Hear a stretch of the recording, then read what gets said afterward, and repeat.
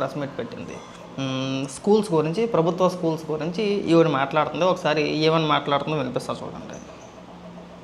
నారా లోకేష్ గారు, మీరొక ఫెయిల్డ్ విద్యాశాఖ మంత్రి, మీరొక ఫెయిల్డ్ మంత్రి. మొన్న జరిగినటువంటి ఘటన నిజంగా బాధాకరము.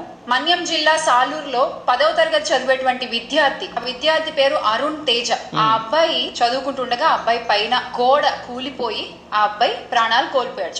చదువుకోవడానికి స్కూల్కి వచ్చాడు. ఇంటికి మాత్రం ఆ అబ్బాయి మృతదేహం వెళ్ళింది. దీనికి కారకులు ఎవరు? అసలు పిల్లలు చదువుకునే చోట కనీస సదుపాయాలు ఉండవా? కనీస జాగ్రత్తలు తీసుకోరా? ఇది అక్కడ ఉండేటువంటి అధికారుల నిర్లక్ష్యం కాదా? ఆ అబ్బాయి తల్లిదండ్రులకి ఎవరు సమాధానం చెప్తారు? 10వ తరగతి చదివేటువంటి అబ్బాయి, బోల్డంత భవిష్యత్తు ఉన్నటువంటి అబ్బాయి, కేవలం అధికారుల నిర్లక్ష్యం వల్ల ఈరోజు ఆ అబ్బాయి విగత జీవిగా ఆ తల్లిదండ్రుల దగ్గరికి చేరాల్సిన పరిస్థితి వచ్చిందే.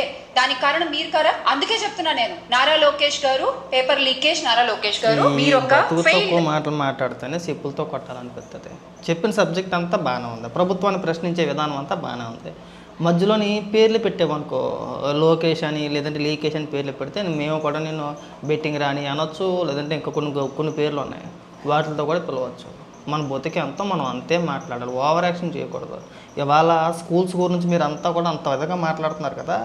మరి గత 5 ఏళ్ల కాలం పాటు మేము ప్రభుత్వ స్కూల్స్ అన్నింటినీ కూడా మాడిఫై చేసేసాము, నాడు నేడు అని చెప్పేసి ప్రభుత్వ పాఠశాలను ఎక్కడికో తీసుకెళ్ళిపోయాము, ఎరగ తీసేసామని చెప్పేసి డప్పు కొడతారు కదా. మరి మీ హయాంలో ఎందుకు చేయలేదు? ఏం చేశారండి మీ 5 ఏళ్ల కాలంలో ప్రభుత్వ పాఠశాలలో? మీరు చేసింది ఏంటి అని అడుగుతున్నాం, దానికి సమాధానం చెప్పు. ఇవాళ ప్రభుత్వం ఏర్పడి 2.5 సంవత్సరాలు అవుతుంది, సరే 2 ఏళ్ళు అవుతుంది. ప్రభుత్వ అధికారుల నిర్లక్ష్యం ఉందని చెప్పేసి అంటున్నామే, దానికి కూడా ఒప్పుకుంటాం. అలాంటి సంఘటన జరగకూడదు, దురదృష్టవశాత్తు జరిగింది. సంఘటన జరిగింది. మరి గత 5 ఏళ్ల కాలం పాటు మీరు అధికారంలో ఉండి నాడు నేడు పేరుతో మేము ప్రభుత్వ పాఠశాలలన్నింటినీ కూడా మళ్ళీ రీమాడిఫై చేసామండి, మళ్ళీ మేము పునర్నిర్మించాం, దానికి హంగులు దిద్దాం, రంగులు వేసాం, ఇన్ని 100 కోట్ల రూపాయలు ఖర్చు పెట్టామని చెప్పేసి భజన చేసే మీరు మరి ఎందుకయింది అలాగా? అంటే మీ హయాంలో ఏమీ చేయలే, ఊరికే పైకి రంగులు వేసి డబ్బులు తినేసారా? నాడు నేడు పేరుతో కేవలం పాఠశాలలకి రంగులు వేసి డబ్బులు తినేసారా? మరి దానికి కారణం ఏంటి? మరి గత ప్రభుత్వం కూడా చెప్పాలి కదా సమాధానం. మీరు అధికారంలో ఉన్నారు కదా. ఇలాంటి పనికి మాల లాజిక్లు చెప్పకూడదు. ప్రతి దాన్ని కూడా మనం రాజకీయం చేయాలి. ఎక్కడైనా ఎవరైనా చనిపోతే, ప్రమాదవశాత్తు చనిపోయినా సరే అక్కడికి వెళ్ళి రాజకీయం చేయాలనే ప్రయత్నాలు ఎక్కడైనా కానీ ఆపుకుంటే బాగుంటుంది. నువ్వు ఎంత నీ బతికి ఎంత శ్యామల. నేను మొన్నటిదాకా 10కి 15కి ఆ బెట్టింగ్ యాప్లని లేదంటే ఇంకోటని చిల్లరగా ఉన్న అన్నింటిని కూడా ప్రమోట్ చేసుకుని బతికిన దానివి. ఇవాళ నువ్వు నారా లోకేష్ గారిని విమర్శించే అంత స్థాయి వచ్చేసిందా నీకు? పైగా పేర్లు పెట్టడం ఒకటి. విమర్శించవచ్చు, మేము కాదనట్లా, నువ్వు పేర్లు పెట్టద్దు. మనకున్న పేర్లు అంటే నీకున్న పేర్లు నేను ఇక్కడ చదివినిపిస్తే గుండె ఆగుద్ది నీకు. అంత మంచి పేరు ఉంది. మనం ఎక్కడి నుంచి వచ్చామో అది తెలుసుకోవాలి ఫస్ట్. అనవసరమైన ప్రేలాపన వద్దు, విమర్శలాగే ఉండాలి. మన పెద్ద తోపు కదా అని చెప్పేసి అని ఇలాంటి పోరంబోకు మాటలు మాట్లాడకూడదు. ఇవాళ మనకి జగన్మోహన్ రెడ్డి అధికార ప్రతినిధిని చేసేసాడు, మనం ఎక్కడికో వెళ్ళిపోయాము, ఇలాంటి డైలాగులు కొట్టొద్దు. పట్టుమని 10 నిమిషాల పాటు ఏదైనా సబ్జెక్ట్ గురించి మాట్లాడమంటే దాని గురించి మనం వెళ్ళాం. కానీ ఎప్పుడు మాట్లాడినా వీళ్ళ విధానాలు ఎలా ఉంటాయంటే, జగన్మోహన్ రెడ్డి గారు అప్పట్లో చాలా బాగా చేసేసాడు, ఏం చేసాడో చెప్పరు, ఎవరు చెప్పరు. శ్యామలాన అంతే, చేసేసాడు, ఏం చేశాడు? ఏమీ చేయలే.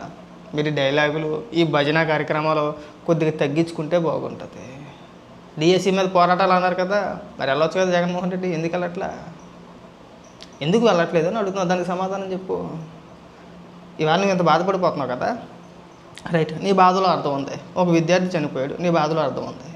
మీరు అధికారంలో ఉన్నప్పుడు అమర్నాథ్ గౌడ్ అని చెప్పేసి అని సేమ్ 10వ తరగతి పిల్లోడే, ఆయన కూడా 10వ తరగతి పిల్లోడే. వైఎస్ఆర్సీపీ పార్టీ కార్యకర్త పాము వెంకటేశ్వర రెడ్డి ఏదో పేరు, మొత్తానికి వాళ్ళ అక్కని ఏడిపిస్తున్నాడు అని చెప్పేసి ఈ 10వ తరగతి చదివి అమర్నాథ్ గౌడ్ వెళ్ళి ఆ పాము వెంకటేశ్వర రెడ్డి అనే వ్యక్తిని ఎవరైతే ఉన్నారో అతను వెళ్ళి అడిగాడు, ఎందుకు ఏడిపిస్తున్నామా ఎక్కనని చెప్పేసి అని. అలా అడిగాడని చెప్పేసి అని దారి కాచి అతనితో పాటు ఇంకొక 2-3 స్నేహితులు కలిసి అమర్నాథ్ గౌడ్ అనే 10వ తరగతి పిల్లోని కొట్టి చంపేసి పెట్రోల్ పోసి తగలబెట్టారు. అతను చనిపోతూ కూడా అతను మరణ వాంగ్మూలం ఒకసారి వింటే నీకు క్లారిటీ వచ్చింది, ఎందుకు పెట్రోల్ పోసి తగలబెట్టారని చెప్పేసి. 10వ తరగతి పిల్లోడే వెళ్ళింది స్కూల్కే. మరి దానికి సమాధానం ఎందుకు చెప్పట్లా? దాని గురించి ఇప్పుడు గురించి ఎవడో మాట్లాడ్డా. మొన్న వెంకటరెడ్డి గారు అనుకుంటా, అమర్నాథ్ గౌడ్ ఆడికి విక్రింపులు ఎక్కువ, ఆడికి ఏదైనా మాట్లాడితే ఎటకారంగా మాట్లాడదామని చెప్పి అనుకుంటాడు. అమర్నాథ్ గౌడ్ అంటున్నారు. వాళ్ళకి ఏదో వ్యక్తిగత కక్షలు ఉన్నాయట. అంటే 10వ తరగతి చదివే పిల్లోడికి వ్యక్తిగత కక్షలు ఉంటాయా? ఇవాళ ఇక్కడ 10వ తరగతి విద్యార్థి గురించి మీరు మాట్లాడుతున్నారు, మేము కాదనట్లేదు, మేమేమీ కప్పుపుచ్చుకోవాలనే ప్రయత్నాలు చేయట్లేదు, ఉన్నట్టుగానే చెప్తాం. మరి మీ హయాంలో జరిగిన వాటికి కూడా సమాధానం చెప్పాలి కదా, ఎవరు బాధ్యత? మరి దానికే సమాధానం చెప్తారు. ఇవాళ ప్రభుత్వ పాఠశాల అలా ఉన్నాయండి, అవి పడిపోతున్నాయండి, ఈ పడిపోతున్నాయని మాట్లాడి మీరు మరి నాడు నేడు కార్యక్రమం గురించి గొప్పగా చెప్తారు కదా, స్కూల్స్ అన్నింటినీ కూడా ఎక్కడికో తీసుకెళ్ళిపోయిన అంటారు కదా, మరి ఏమైంది? ఎందుకు చేయలేదు? మీరు చేయలేదు, తినేసారు, అంతేనా? ఇంకా చెప్పుకుంటా పోతే అలా చాలా ఉన్నాయి. రీసెంట్గా జరిగింది ఇంకొక సంఘటన. శ్రీకాకుళానికి సంబంధించిన దానయ్య సిద్ధిరప్పలరాజు కొడుకు బండితో గుద్ది చంపేశాడు. నిన్న కూడా జగన్మోహన్ రెడ్డి మాట్లాడితే ఏమని మాట్లాడాడు? 18 ఏళ్ళ చిన్న పిల్లోడు అండి, బండితో గుద్దేసాడు, కారు కూడా కాదు, బండితో గుద్దితే ఆ పేన పుట్టుకుని పోయింది, ఎలాగ 45 సంవత్సరాలు అయిపోయింది కదా, ఇంకెంతకాలం బతికేస్తారులే, ఆ కాలం బతకడమే ఎక్కువ, గుద్ది చంపైతే మటర్ కేసు పెట్టి లోపలేసారని చెప్పేసి అని సమర్థిస్తున్నారు. మరి ఆ దానయ్య కుటుంబ సభ్యులాగా ఆ దానయ్య పిల్లలను చూసావా? వాళ్ళ భార్య, వాళ్ళ అమ్మగారు, వాళ్ళ పిల్లలను చూసావా? చిన్న చిన్న పిల్లలు, కనీసం తినడానికి తిండి లేదు. ఇవాళ విద్యార్థుల గురించి, చిన్న చిన్న పిల్లల గురించి ఎంత బాధపడిపోయి మీరు మరి దానయ్య కుటుంబ సభ్యుల గురించి, దానయ్య పిల్లల గురించి కనీసం ఎందుకు మాట్లాడట్లేదండి? దానయ్య కుటుంబ సభ్యులు, ఆయన భార్య, వాళ్ళ అమ్మగారు ఇద్దరు మహిళలే కదా. మీరు ఎక్కడికైనా ఎవరికైనా మహిళలకు అన్యాయం జరిగితే మీరు చూడలేరు కదా. మరి ఇద్దరు మహిళలు రోడ్డు మీద పడ్డారు. చెట్టు అంత కొడుకు పోయాడని చెప్పేసి తల్లి బాధపడుతుంది, కట్టుకున్న భర్త పోయాడని చెప్పేసి కట్టుకున్న భార్య బాధపడుతుంది, ఆవిడ బాధపడుతుంది. వాళ్ళిద్దరూ మహిళలే, వాళ్ళిద్దరికీ మీ పార్టీ అన్యాయం చేసింది, కనీసం పరామర్శకు కూడా వెళ్ళలేదు. మరి వెళ్ళొచ్చు కదా, పరామర్శించవచ్చు కదా. ఏ శ్యామలా వెళ్ళి ఒక 50,000 1 లక్ష రూపాయలు ఇచ్చి రావచ్చుగా. మనం మాట్లాడితే సోషల్ మీడియాలో వైఎస్ఆర్సీపీ పార్టీ కార్యకర్తలందరికీ ఫోన్లు చేసేసి పరామర్శిస్తామని చెప్పేసి నటించేస్తాం కదా, మళ్ళీ ఇంకొకటి వీడియో తీయాలా. వీడియో తీసిన తర్వాత మన సోషల్ మీడియా అధికారిక పేజీలో శ్యామలమ్మ మళ్ళీ మనం ప్రమోట్ చేసుకోవాలి. ఎలివేషన్ అన్నమాట. మన బతుకంతా ఎలివేషన్ దగ్గర ఆగిపోయింది. పట్టుమని మన చేతిలోంచి మన పార్టీ తరఫున ఇప్పటి వరకు ఇవాళ వరకు 10 రూపాయలు ఆర్థిక సహాయం చేసినట్టు ఏ కార్యకర్తకే చూడాలి. వైఎస్ఆర్సీపీ పార్టీ కార్యకర్తకి, మాకు కాదు, తెలుగుదేశం పార్టీ కార్యకర్తలకో లేదంటే సామాన్య ప్రజలకో కాదు, మీకోసం పనిచేసిన మీ కార్యకర్తలకైనా సరే వైఎస్ఆర్సీపీ పార్టీ తరఫున ఇప్పటికొచ్చి 10 రూపాయలు దానం చేసినట్టు నేను చూడలేదు. ఆర్థిక సహాయం చేసినట్టు ఇప్పటికొచ్చి నేను చూడలే. చేయొచ్చు కదా.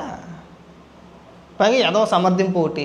మరి మీలాంటి వాళ్ళందరూ వచ్చి ఇక్కడ పనికి మళ్ళీ పేర్లు పెట్టడం,